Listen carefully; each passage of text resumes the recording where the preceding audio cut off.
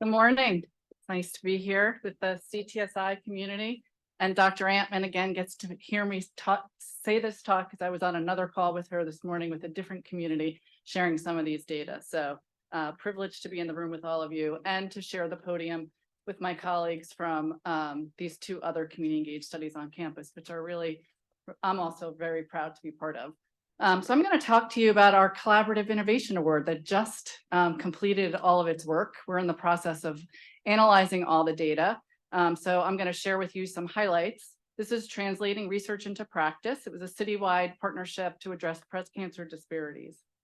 And my objectives this morning are to share with you the story of how the Boston community came together to address breast cancer disparities, and then share lessons learned from the TRIP study, which was a multi-site patient navigation study here across the city of Boston. So I've been at BMC for over 20 years doing cancer disparities work in collaboration with a lot of different community partners across the city, the state. And in 2014, when this article was published, myself and many of my colleagues looked at each other and said, how could this possibly be? This was a really important article that mobilized us as a community. It looked at the 50 most populous cities across the country, and it looked at Black-white mortality differences. And what it demonstrated was that there were increasing mortality differences between Blacks and whites over the course of the last 20 years. And Boston was the 5th worst city out of all 50. And so what this sort of article sort of translated to was that there were 1,700 excess Black deaths annually with an average of about 5 each day, something that I would argue none of us should tolerate. So the Boston Breast Cancer Equity Coalition came together. It was a grassroots group of many people, some of whom are in the room, community members, advocates, patient navigators, survivors, researchers, providers, public health practitioners. And we said, you know, how could it possibly be in this city so replete with resources that this is happening? And so we created a mission, and the mission was an action-oriented one, something that we decided we needed to develop citywide solutions. So we partnered with the Massachusetts Cancer Registry. We dug a little deeper into the data that was published and looked more sort of at our local data. And we demonstrated, in fact, that there's this modifiable difference between Blacks and whites in terms of their cancer treatment. And there are delays in getting into cancer treatment for those who are non-Hispanic Black or on Medicaid. 2 to 3-fold more likely to have delays in treatment, which we know translate into worse outcomes. So the problem as we defined it as a community was that, you know, there are evidence-based strategies that are out there that have demonstrated over and over the ability to reduce delays in care, but they're just not implemented within hospitals, never mind across hospitals.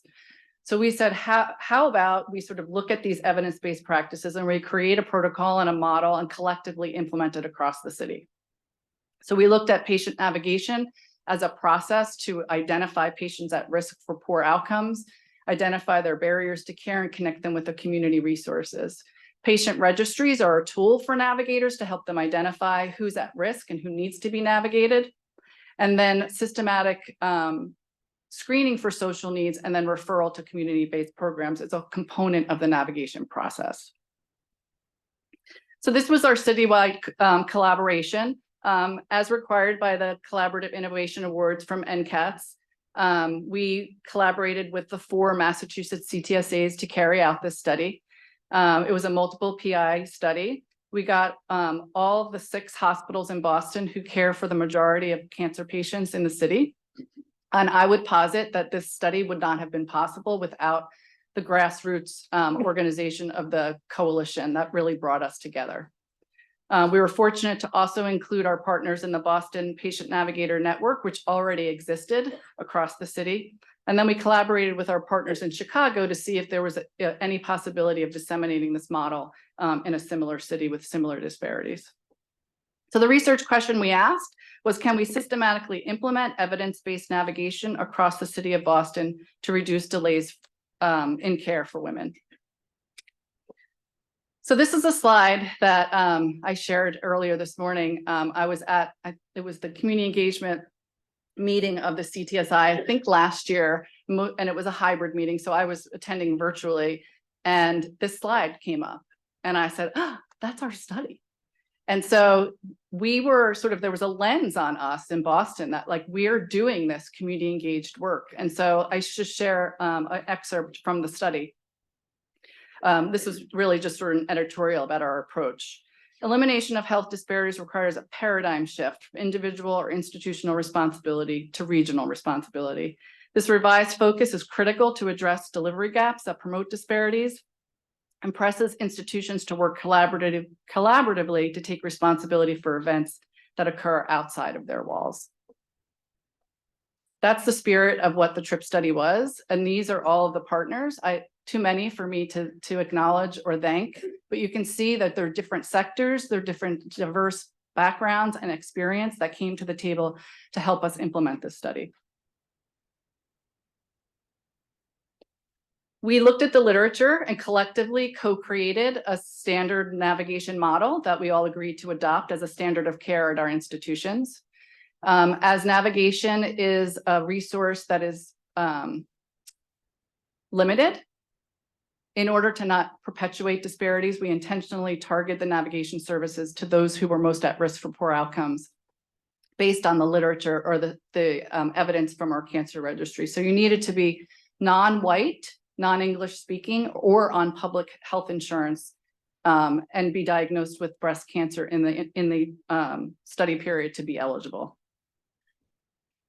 Because this was a pragmatic trial and we rolled it out across multiple sites, we selected a randomized stepped wedge study design. You could see the design here. You can also see that right smack dab in the middle of that design was the COVID pandemic. And so we can't really disqualify the impact that that had. But as I mentioned, this was a standard of care intervention. So navigation was supposed to continue as a standard of care delivery part of the patient's cancer journey during that period. So we didn't stop enrollment because patients were just enrolled automatically into the program. This demonstrates who we were able to include in the study. So there were over 1,700 newly diagnosed breast cancer patients throughout the study period. And you can see we met our eligibility criteria as demonstrated by the diversity of this population, mostly non-white, mostly publicly insured, about half non-English speaking. As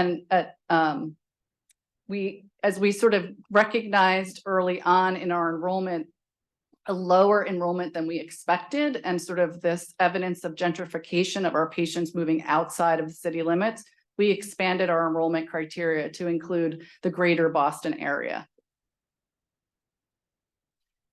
So here's a snapshot of our implementation data.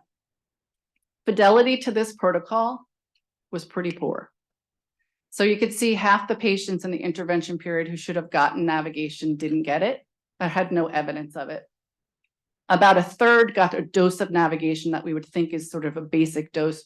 They made it into the shared registry and they got a social needs screen. We identified many barriers to the protocol adoption, and I'm going to talk about them in a second because I'm getting notice that I'm out of time. This is our as treated analysis. And so essentially this is an adjusted hazard ratio. A hazard ratio greater than 1 demonstrates an improvement in more timely care. And so if you compare to the group that didn't get navigated, that red group, and we compare navigated with the social screen, you could see that higher dose of navigation did result in more timely care. And this is adjusted for clustering by site and time. We had tons of observational data, in the field observations, focus groups, and interviews, and we demonstrated many barriers to implementation of the study that I think will inform future sustainability and dissemination of the model. But in the interest of time, I'm going to skip over it. Hopefully we'll have time to talk about it in the panel. So in summary, I'll just say through this collaboration, we were able to co-create an evidence-based protocol, include a very diverse population across the city. Despite the stakeholder engagement, we observed low adoption of navigation in the field, and hopefully we'll have time to talk about sustainability. But what we did demonstrate is when we do navigate, care does get better. And we know from the lessons learned here that success depends on engaging the right stakeholders longitudinally Aligning with our health system priorities, this is a health system intervention. And so we can talk about the impacts of not having the health system leadership engaged adequately. And then rigorous, intentional, and iterative implementation strategies are necessary.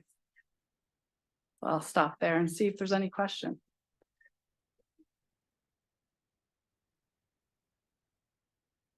So we do have time for a couple of questions. And of course, we're going to have time also during the panel for additional questions.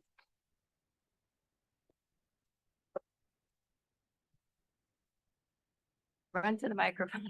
Okay. Got it. Why do you think adoption of navigation was so poor when, first of all, intuitively, everyone would think it would work, and indeed it does work. Was it the effort that's involved, and how do we make it simpler? I don't have a good answer for you, Dr. Center, but I will say that this is a national dialogue. I think our data is contributing to the national dialogue. I shared in an earlier meeting a systematic review of systematic reviews of patient navigation, which demonstrated implementation barriers across the cancer care continuum, and even in systems that are serving historically marginalized populations versus navigation in other more resource settings. And so the message is that, you know, there's our complex healthcare system with the patient, the provider, the care team, the system, and sort of policy. And I think there's barriers at each one of those levels. We need workforce development about navigation, competency and training. We need organizational priorities and you know, it needs to be embedded into the organizational systems. And then we need to pay for navigation and sustain it over time. Is it a matter of investment? I think investment's important, but I don't think it's the whole thing. I think it's a workforce development issue, and it needs to be a priority for the leaders of our health systems to embrace the model. Chris Shanahan, General Internal Medicine. Thank you for your talk. I had a question for you about, did you look at the rates of white patients contemporaneously at the same time if navigation went up or changed at all? Because one of the problems or one of the challenges with equity interventions is that if you give it to everybody, then you don't erase the gap. So then you have to give it to one group. And then when one group gets something and another group doesn't, you have to have a real clear understanding about why that is. And did you have any trouble with that? Did that pop up as an issue? It's a great Thank you. question. As I stated, the eligibility criteria where you needed to be a woman of color or on public insurance. So we did have white women who were on public insurance, and we were able to look at some of that, sort of explore that in the data. I will say the Black women overall had the worst, sort of the longest sort of delays. And so the improvement, the benefit was greatest actually for that population. But there were no other sort of stark differences. And we didn't look at the population who didn't make it into the protocol, meaning the white populations who were insured.